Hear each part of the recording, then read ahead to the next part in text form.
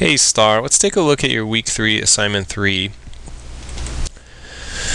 So this I thought turned out great. The texture that we were taking a look at in the last assignment was starting to look really good, and now it's turned out to be very, very good. I think the consistency of it is really the main thing. Being able to see the checker pattern occurring very symmetrically and very evenly throughout the entirety of the object is great. Perspective wise, the object itself looks very, very good, and the whole thing, the perspective, the detail, the pattern on top of it, and then some really nice color, the contrast between the gray, the yellow, and the more orange kind of base of the, I guess this is a drawer. It just works nicely together. Your marker usage is also very good in that everything feels very consistent, very even. We don't have huge areas of kind of different valued color. There's some spots on the carpeting where it gets a little bit lighter, a little bit darker here and there, but I think having the texture on top of it really eases some of that and kind of obscures it. And then the yellow and the object itself are very, very good in terms of their marker coverage. There are some perspective issues, and this is going to be very kind of obscure perspective issues. They're definitely there, and there's something that I kind of noticed when I was looking at it right away, but you definitely have to dig into the perspective to kind of get a good idea of what's going on.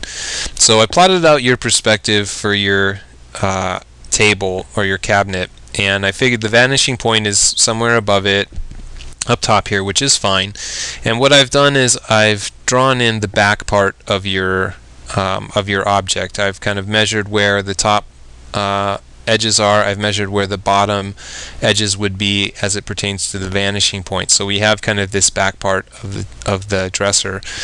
So the problem is the back part of the dresser is all the way up here, and even if we kind of extend some legs down, there can be some legs that are down here like you have on yours. It means that you have kind of a ground plane that's starting way down here, but you've got the end of the dresser that's kind of way up here. And so I think you actually need to move the ground plane further up than what you have in place right now. And that would mean considerable addition of the texture, obviously.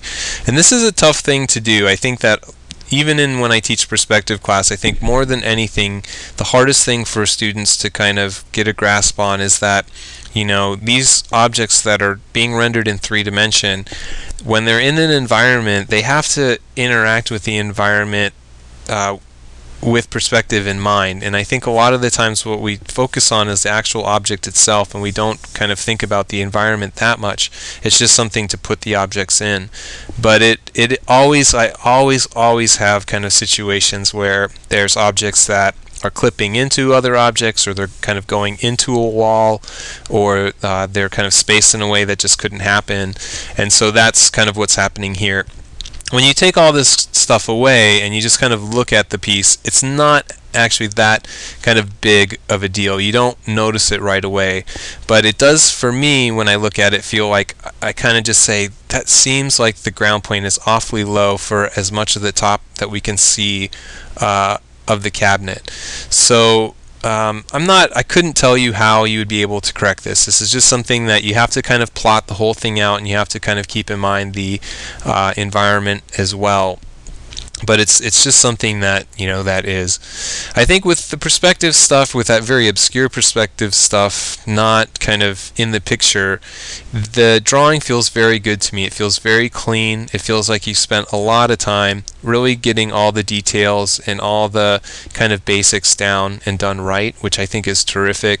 And I think that the only thing I could say that would be nice to see a little bit more of would be just a little more kind of variety and detail. Maybe another element within the scene, maybe getting a little more value change to occur, because both the top and the front plane feel pretty much the same. I'm not really seeing any cast shadows either, which is something that I'd like to see developed and pushed a little bit further. But it's still, I think, a very strong assignment overall, and a nice job.